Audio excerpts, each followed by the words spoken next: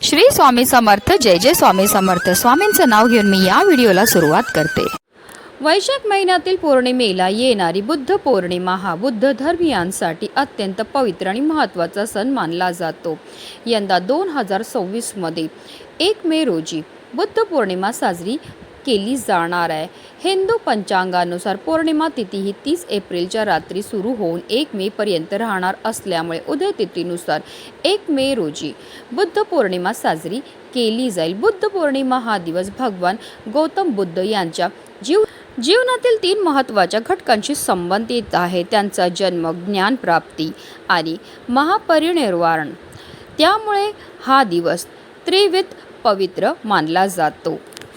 गौतम बुद्धांना भगवान विष्णूंचे 9वे अवतार मानले जाते. त्यामुळे हिंदू धर्मात बुद्ध पौर्णिमेला महत्त्व आहे. पौर्णिमेच्या दिवशी श्रीहरी विष्णू, माता लक्ष्मी तसेच चंद्रदेवांच्या पूजनाला विशेष महत्त्व हे दिलं जातं. या विशेष तिथीला पवित्र नद्यात स्नान करून गरजू व्यक्तींना दान केल्याने अनेक पटीने पुण्य मिळतं. वैशाख पौर्णिमेला भगवान हनुमंताचे पूजन करणे अत्यंत श्रेयस्कर आणि लाभदायक असते. या दिवशी हनुमानाला गुरु मानून पूजन केले जाते. यामुळे आपल्याला बल आणि बुद्धीची प्राप्ती होते. यंदाच्या पौर्णिमेला सिद्धी योगामुळे या दिवशी केलेले ध्यान आणि साधना साधकांसाठी विशेष यश देणारी आहे. भगवान विष्णू आणि बुद्ध या दोन्ही रूपांची उपासना करण्यासाठी हा एक दुर्मिळ योग आहे. धार्मिकदृष्ट्या हा दिवस अतिशय महत्त्वाचा असल्यामुळे या दिवशी काही प्रभावी उपायांनी सेवा देखील केल्या जातात. आणि म्हणूनच वैशाख पौर्णिमेच्या दिवशी तुम्ही काही नाही केलं तरीही चालेल, पण तुळशीला अर्पण करा. फक्त ही वस्तू अर्पण केल्यामुळे आपल्या जीवनामध्ये असणारी जेवढी पण नकारात्मकता, इडापिडा, दोष तर दूर होणारच आहेत. पण आपल्याला सर्व कामामध्ये यश मिळून फक्त 24 तासामध्ये आपल्या घरामध्ये चौबाजूने पैसा हा येऊ लागेल. ज्यामुळे आपलं 7 पिढ्यांचं दारिद्र्य नष्ट होऊन आपल्या घराची, आपल्या मुलांची, आपल्या पतीची भरभरून अशी प्रगती होणार आहे. तर ती कोणती वस्तू अर्पण करायची, कोणत्या वेळेत अर्पण करायची, त्याबद्दल सविस्तर आणि महत्त्वाची अशी माहिती मी तुम्हाला या व्हिडिओमध्ये देणार आहे. तर व्हिडिओ पूर्ण पहा. आणि जर तुम्ही माझ्या चॅनलवर नवीन असतील तर चॅनलला सबस्क्राईब करा आणि शेजारी बेल आयकॉनसुद्धा प्रेस करा, जेणेकरून तुम्हाला माझ्या नवनवीन व्हिडिओचं नोटिफिकेशन हे मिळत राहील आणि तुम्ही एक पण व्हिडिओ मिस करणार नाही. हिंदू धर्मामध्ये तुळशीला अनन्यसाधारण असं महत्त्व आहे. तुळशीला साक्षात माता लक्ष्मीचं स्वरूप देखील म्हटलं जातं आणि श्रीहरी विष्णूंना अतिशय प्रिय आहे ती म्हणजे तुळस. बुद्ध पौर्णिमेच्या दिवशी भगवान बुद्धांचा जन्म झाला होता आणि बुद्ध हे श्रीहरी विष्णूंचे 9वे अवतार मानले जातात. आणि म्हणूनच जर आपण बुद्ध पौर्णिमेच्या दिवशी तुळशीची सेवा केली, पूजा केली, आराधना केली तर त्यामुळे आपल्यावर श्रीहरी विष्णू आणि माता लक्ष्मीची भरभरून कृपाही होणार आहे. आता हा उपाय आपल्याला कधी करायचा आहे तर तुम्ही अगदी बुद्ध पौर्णिमेच्या दिवशी सकाळपासून संध्याकाळपर्यंत कधीही करू शकतात. हा उपाय करण्याकरता आपल्याला बुद्ध पौर्णिमेच्या दिवशी सकाळी ब्रह्ममुहूर्तावर उठायचं आहे आणि अंथरुणामध्येच आपल्याला श्रीहरी विष्णू आणि माता लक्ष्मीचं स्मरण करायचं आणि दिवसाला सुरुवातही करायचं. त्यानंतर जर शक्य असेल तर आवर्जून या दिवशी तीर्थक्षेत्री जाऊन स्नान करा आणि यथाशक्तीप्रमाणे दान करायचं. पण आता काही कारणास्तव तुम्हाला तीर्थक्षेत्री जाऊन स्नान करणं शक्य नसेल तर आंघोळीच्या पाण्यामध्ये आपल्याला गंगाजल टाकून स्नान करायचं आहे. स्वच्छ वस्त्र परिधान करायचे आहेत. त्यानंतर सर्वप्रथम आपल्याला देवघरामध्ये दिवा हा प्रज्वलित करून घ्यायचा आहे. कारण कोणतीही सेवा किंवा कोणताही उपाय जर आपण अग्नीच्या साक्षीने केला तर त्यामध्ये आपल्याला निश्चित सफलताही प्राप्त होत असते. त्यानंतर आपल्याला विधिवत श्रीहरी विष्णू आणि माता लक्ष्मीची पूजाही करून घ्यायची आहे.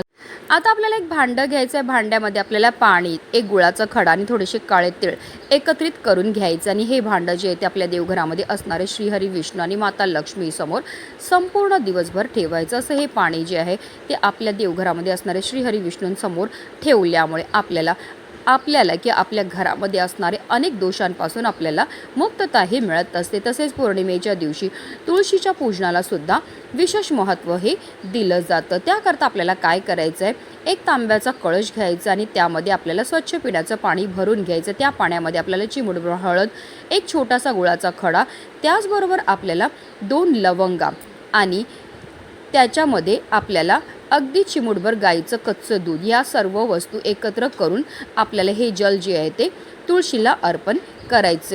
जल अर्पण करताना आपल्याला एक धारेने अर्पण करायचं आणि निरंतर आपल्याला ओम नमो भगवते वासुदेवाय नमो या प्रभावी मंत्राचा जप हा करायचा आणि संपूर्ण जल अर्पण करून घ्यायचं. त्याचबरोबर आपल्याला तुळशी वृंदावनवर किंवा तुळशीच्या बाजूला जी जमीन असते तिथे एक हळदी, कुंकू आणि तूप या 3 वस्तूंना एकत्रित करून स्वास्तिकसुद्धा बनवून घ्यायचं आहे.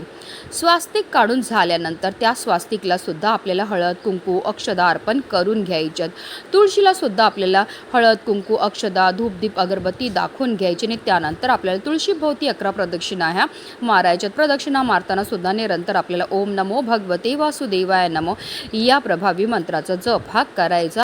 आता काही कारणास्तव तुळशीभोवती प्रदक्षिणा मारायला जागा नसेल तर तुम्ही स्वतःभोवती 11 प्रदक्षिणा मारल्या तरीही चालणार आहे. आता हा उपाय जर आपल्याला सकाळी करायचा आहे. आता संध्याकाळी जो उपाय करायचा आहे तो सुद्धा तुम्हाला सांगून देते. आपल्याला संध्याकाळी जो उपाय करायचा आहे तो आपल्याला 6 वाजल्यापासून 7:30ची जी वेळ असते ती माता लक्ष्मीची आगमनाची वेळ असते. त्या वेळेमध्ये आपल्याला हा उपाय जो आहे तो करायचा. आपल्याला काय करायचं आहे, कणकेपासून 5 दिवे तयार करून घ्यायचे. सर्व दिव्यांमध्ये कणकेचा दिवा हा सर्वश्रेष्ठ मानला जातो म्हणून आपल्याला कणकेचे दिवे बनवायचे. तर आपल्याला कणिक घट्ट मळायचं आहे. मळताना त्यामध्ये आपल्याला थोडीशी हळद टाकायची आणि त्यापासून आपल्याला 5 कणकेचे दिवे हे तयार करून घ्यायचे. प्रत्येक दिव्यामध्ये आपल्याला 2 वातीची 1 वात करून एकत्रित लांब वाती टाकायचे. प्रत्येक दिव्यामध्ये आपल्याला शुद्ध गाईचं तूपच टाकायचं आणि त्याचबरोबर प्रत्येक दिव्यामध्ये आपल्याला चिमूटभर हळद आणि थोडेसे काळे तीळसुद्धा टाकायचे आहेत.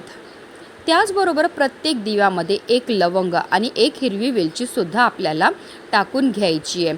असे सर्व दिवे जे आहेत ते आपल्याला देवघरामध्ये जाऊन बसायचे. एक प्लेट घ्यायची आहे. प्लेटमध्ये आपल्याला हे 5 दिवे जे आहेत ते ठेवायचे आहेत आणि हे 5 दिवे जे आहेत ते आपल्याला प्रज्वलित करून घ्यायचे आहेत.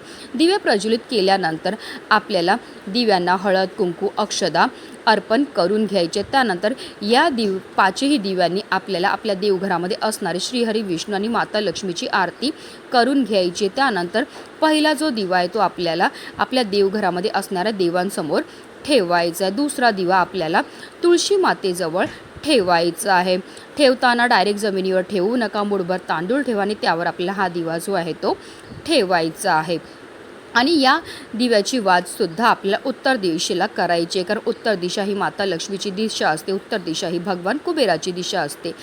पुढचे 2 दिवे जे आहेत ते आपल्याला आपल्या मुख्य प्रवेशद्वाराच्या बाहेर लावायचे आहेत. बाहेर म्हणजे मुख्य प्रवेशद्वाराच्या डाव्या साईडला आणि उजव्या साईडला दोन्ही दिशेला आपल्याला हे दिवे जे आहेत ते ठेवायचे आहेत. आणि शेवटचा दिवा जो आहे तो आपल्या घरामध्येच उत्तर दिशेला आपल्याला ठेवायचा आहे. आता हा जो दिवा आपण उत्तर दिशेला ठेवणार त्या दिव्याची वाजसुद्धा आपल्याला उत्तर दिशेलाच करायची, कारण उत्तर दिशा ही माता लक्ष्मीची, उत्तर दिशा ही भगवान कुबेरांची दिशा असते. आणि असा हा दिवा जेव्हा आपण उत्तर दिशेला लावतो तर त्यामुळे माता लक्ष्मी आपल्या घराकडे आकर्षित होते. आणि पौर्णिमेच्या दिवशी हा उपाय आपण केला तर त्यामुळे माता लक्ष्मी आपल्या घराकडे आकर्षित होते आणि तिचं अखंड आगमन आपल्या घरामध्ये होत असतं. त्यानंतर आपल्याला माता लक्ष्मीचं स्मरण करायचं आहे. तिला आपल्या घरामध्ये आगमन करण्याकरता प्रार्थनाही करायची. अशा रीतीने आपल्याला हा उपाय जो आहे तो करायचा आहे. आता दुसऱ्या दिवशी हे जे कणकेचे दिवे आहेत जे तुम्ही तयार केलेले आहेत ते एखाद्या झाडाखाली नेऊन तुम्ही ठेवू शकता, जेणेकरून तिथे असणारे पशु, पक्षी, कीटक हे दिवे खातील. हे सुद्धा आपल्याकडनं केलेलं एक प्रकारचं दानच असतं. आणि हे दान केल्यामुळे आपल्यावर माता लक्ष्मीची भरभरून कृपाही होत असेल. तिच्या कृपेने आपलं 7 पिढ्यांचं दारिद्र्य नष्ट होऊन आपल्या सर्व इच्छा, मनोकामना ह्या पूर्ण होणार आहेत. म्हणूनच व्हिडिओ जास्तीत जास्त लोकांपर्यंत शेअर करा, जेणेकरून प्रत्येकाच्या आयुष्याचं कल्याण हो हीच मनामध्ये इच्छा. श्री स्वामी समर्थ. जय जय स्वामी समर्थ.